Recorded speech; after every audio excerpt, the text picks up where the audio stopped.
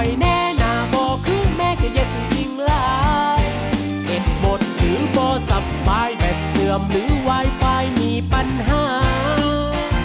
มันหลอกให้รักจริงแล้วก็ทิ้งไม่มีเยื่อใยอุตส่าห์หลงรักแทบตายแต่ผลสุดท้ายก็มาหลอกกันทำไมเขาเป็นแบบนี้แรกก็ว่าจะห่างใจมารวมรักกันช้าชาและปัญหาจะไม่มีบนโลกแห่งเสรีทุกคนน้องหน้าไม่ได้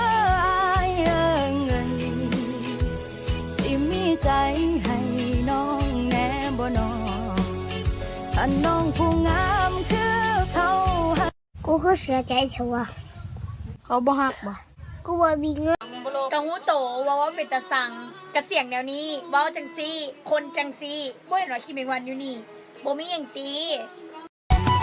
สายเอ้ยเอาหัวใจอ้ายมาให้น้องขอจองขอคันอาสาขอเป็นยาละปัวบาดแผลใจ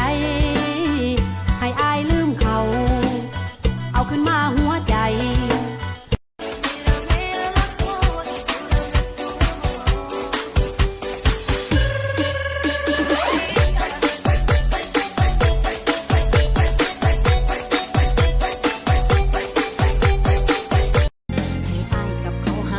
จนหดวันตาย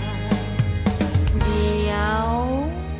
หยุดโลกสวยสาก่อนซุ่มผีไพสิใจดีอวยพรให้สู้สมสู่ปานนั้นสิจีบและหีบจีบเด้อเดี๋ยวคิวยาวได้ไปอยู่ท้ายแถวได้